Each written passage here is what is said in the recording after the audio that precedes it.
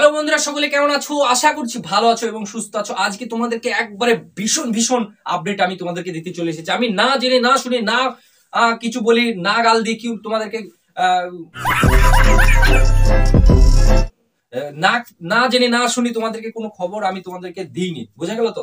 তা আজকে আমি তোমাদেরকে সত্য আপডেটটা দেওয়ার চেষ্টা করব, একদম জেনুইন আপডেটটা দেওয়ার চেষ্টা করব। অনেক ইউটিউবার তারা না একবারে নিজের মন মতো আবল তাবল সব যা পারছে তাই দিয়ে যাচ্ছে, আমাকে একবারও জিজ্ঞাসা করছে না।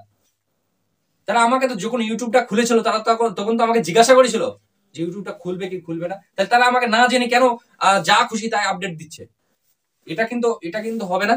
আজকে আমি তোমাদেরকে বলবো জেনুইন একদম সঠিক খবরগুলো আমি তোমাদের সাথে শেয়ার করব। এই সঠিক খবরগুলো জানতে তোমরা যদি একটু মিস করে যাও তাহলে কিন্তু আমার ভাষা এবং ল্যাঙ্গুয়েজ বুঝতে পারবে না। কারণ আমার হিন্দি, ইংলিশ এবং বাংলার মিক্স কম্পোজিশনে আমার এই ভিডিওর ল্যাঙ্গুয়েজ থাকে। তোমরা অবশ্যই একটু জেনে নেবে। হ্যাঁ, এটা গামছাটা রেখে দিচ্ছি, কারণ গামছা হচ্ছে একটা গরিবের প্রতীক, বোঝা গেল তো? আমার বাপ যখন মাঠে যায় তখনও এই গামছা নিয়ে যায়, আমি যখন যাই আমিও মাঠে যখন যাই তখন গামছা নিয়েই যাই, কারণ মাথায় রোদ লাগে সেই জন্য, বোঝা গেল? তা দেখো, এখানে আমি তোমাদেরকে জানাবো যে পরীক্ষার খবর কি এখন। পরীক্ষার খবর এখন খুব ভালো, পরীক্ষার খবর এখন খুব ভালো, কিন্তু এখন হচ্ছে না, বোঝা গেল তো? এখন হচ্ছে না, আরো কিছু কোর্স বিক্রি হয়ে যাবে, কোনো টেনশন নেই। দেখো, পরীক্ষা খুব দ্রুতই হবে। ভোট আছে, ভোটের আগে পরীক্ষা হবে, সেটা আমি প্রথম থেকেই বলছি। ভোটের আগে পরীক্ষা নিয়ে নেবে, এটুকু কনফার্ম হয়ে পড়াশোনাটা করো। না করলে গেল, বোঝা গেল? না করলে আমার মতো গালি খাবে, না হলে বুঝবে। এখনকার সমাজের কি অবস্থা সেটাও আমি তোমাদের তুলে ধরবো।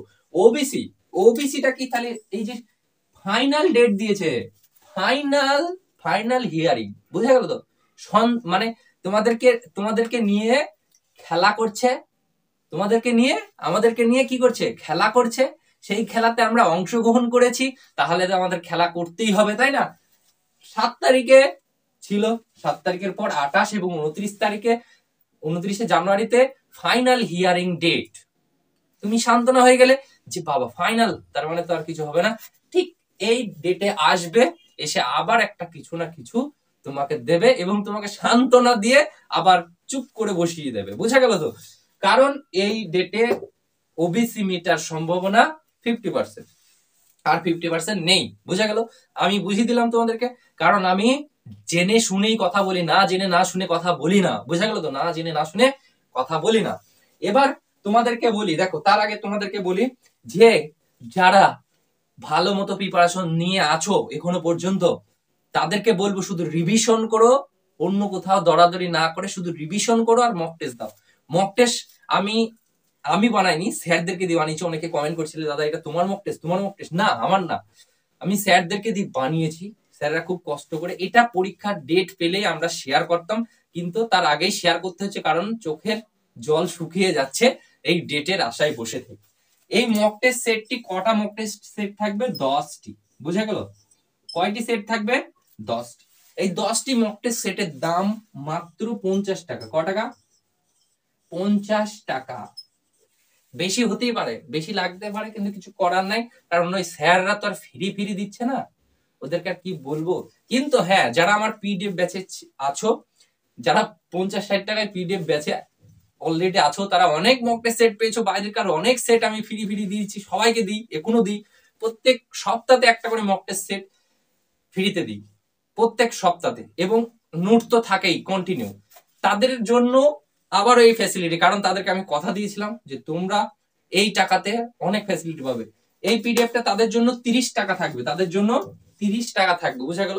হোয়াটসঅ্যাপ করবে কত? 85, এই সরি নম্বরই ভুলে যাচ্ছি, 75 85 08 80 31, 75 85 08 80 31 এই নম্বরে হোয়াটসঅ্যাপ করে দেবো। ডেসক্রিপশন বক্সে থাকবে বা কমেন্টে থাকবে, প্রিন্ট করে দেবো, সবকিছু করে দেবো, কোনো টেনশন নাই।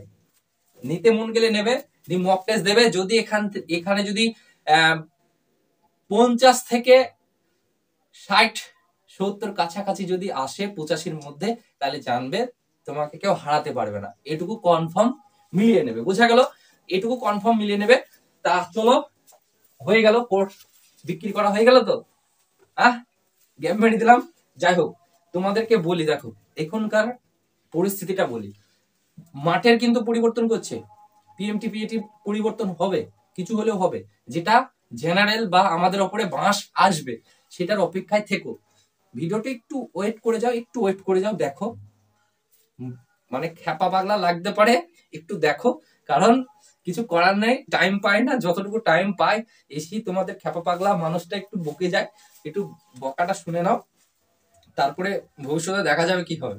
আমি তোমাদেরকে জাস্ট একটা এক্সাম্পল দিই, হ্যাঁ একটা এক্সাম্পল দিই। ধরো 8,000 ভ্যাকান্সি আছে। কত ভ্যাকান্সি আছে আমি এগুলো মুছে দিই, হ্যাঁ ভাই দেখো আমার কথা এবার সিরিয়াসলি দেখো, এবার আমি সিরিয়াসলি বলছি, এতক্ষণ যা করছিলাম পরীক্ষার সম্ভাবনা খুব দ্রুত হবে, কিন্তু অত তাড়াতাড়ি হবে না, যত তাড়াতাড়ি সবাই বলছে অত তাড়াতাড়ি হবে না। ওবিসির প্রবলেমটা কি হবে সেটা 28-29 তারিখ বেশি ডেট নাই, আসলে তখন মিলে নেবে আমার কথাটা। তা এখন আমি তোমাদেরকে যেটা বোঝাচ্ছি সেটা একটু বুঝো। দেখো পরিস্থিতি দেখো, কারণ আমি এই কষ্টটা এতটা মানে কষ্ট লাগে, আমার বয়স যত বাড়ছে ততই কষ্টটা অনুভব করতে পারছি, কিন্তু যারা নতুন তারা পারবে না। আর যদি 8,000 ভ্যাকান্সি থাকে, কথায় কথা ধরছি আমি, হ্যাঁ 8,000 ভ্যাকান্সি, কিন্তু ফর্ম ফিল আপ করবে কত? ফর্ম ফিল আপ করবে কত? ফর্ম ফিল আপ করবে তোমার 12 লাখ। ধরো 12 লাখ ফর্ম ফিল আপ করছে। কত লাখ ফর্ম ফিল আপ করছে? 12 লাখ। এই 12 লাখের মধ্যে ধরো 8,000 বা 10,000 ছেলে পেল, আমার কথা শুনো, 10,000 ছেলে পেল।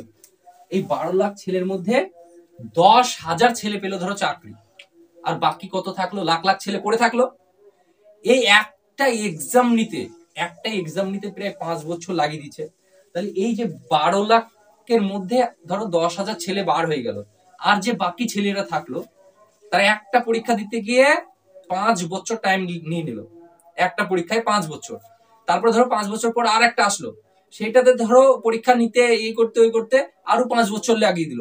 তাহলে 10 বছরে একটা ছেলে বা একটা ক্যান্ডিডেট 10 বছরে 2টো বা 3টে পরীক্ষা দিতে পারছে, তার বেশি পারছে না, তারপরে বয়স 35 পার। এই 2টো 3টে পরীক্ষা দিতে গিয়ে তার লাইফটাই শেষ হয়ে যাচ্ছে। কিন্তু কিন্তু এই এতটা ছেলে ফর্ম ফিল আপ করছে, এতটার মধ্যে কিন্তু সবাই পাবে না, এটা সবাই জানে।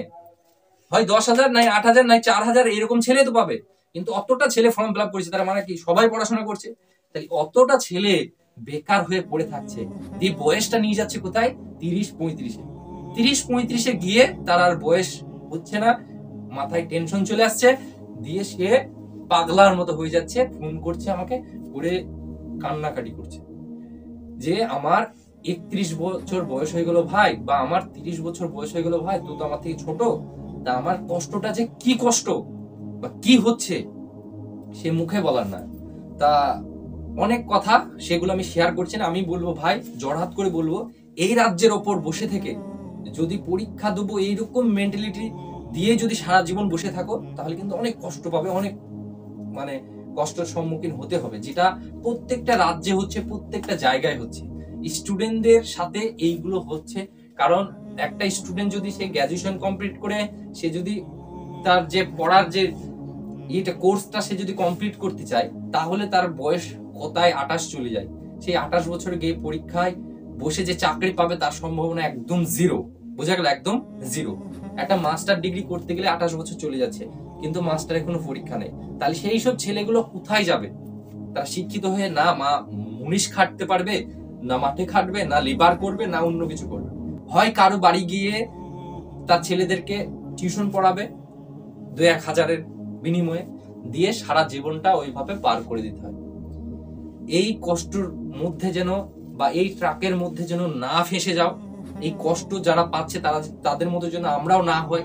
রাজ্যের পরিস্থিতি দেখে তুমি সাইটে পড়াশোনার পাশাপাশি কিছু একটা করার চেষ্টা করে যাও, এতটুকু বলার ছিল।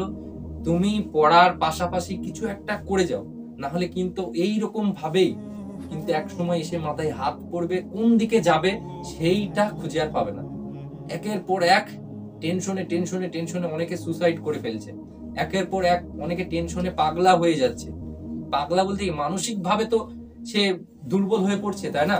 মানসিকভাবে তো সব ভারসাম্য হারিয়ে ফেলছে এইসব টেনশনে। কিন্তু যারা এইসব জায়গায় আছে তারা ছাড়া আমার এই কথাটা আজকে কেউ বুঝতে পারবে না। আমি জানি যারা আমাকে ফোন করে বা আমাকে SMS করে যারা দুঃখ প্রকাশ করো, তাদেরকে বলবো ভাই জীবন অনেক পড়ে আছে, তোমার যদি বয়স শেষ হয়ে যায় তুমি পরীক্ষাটা দাও, না হয় না হবে এটা আর ভেবো না। যে অনেকে বলছো আমাকে যে এই পরীক্ষা যদি আমি পাস না করতে পারি আমি আর থাকবো না বা আমি মরে যাব। আমি বারবার করে পায়ে হাত দিয়ে বলছি ভাই এরকম ডিসিশন কোনো সময় মাথায় ভাববে না, না হলে অনেক কাজ আছে, কাজ করে খাও, বাইরে যাও। হ্যাঁ, কিন্তু এই আমরা জানি লাখ লাখ টাকা খরচ করে আজ পড়াশোনা করে এরকম জায়গায় আসার পরেও যদি এরকম হতাশ থাকি তাহলে তার মতো আর কোনো খারাপ মনে হয় পৃথিবীতে নেই। এই নিয়ে আমি একটা ডিটেলস সুন্দরভাবে মোটিভেট একটা ভিডিও নিয়ে আসবো। আর টেনশন করো না, আর চাপ নিও না, পড়াশোনা করো। অনেকের শেষ মুহূর্তেই অনেকের হয়ে যায়, আমারও শেষ মুহূর্ত, আমি এর বেশি বয়স আর বাড়াবো না, এটাই শেষ দেখবো। তাই সেইভাবে পরিশ্রম করছি, ভিডিও সেরকম দিতে পারি না, নাই ডেলেই ভিডিও দিলে তো আমার ডেলে ইনকাম হয়, তাই না? রোজ আমার ব্লগ ভিডিও দেওয়ার অনেকটাই টাইম লাগে, তাই আমি নিজেকে একটু চেষ্টা করছি, খুব মেপে চুপে চলছি। তাই দোয়া করবে, আমিও তোমাদের জন্য দোয়া করি যাদের শেষ মুহূর্ত আছো তারা যেন সবাই পেয়ে যায়, এটুকুই চাইবো। আর সরকারের কাছে অনুরোধ করব যে আমাদের এই বেকারত্ব জীবনটাকে নিয়ে একটু ভাবা। চলো আজকের ভিডিওটা এখানে।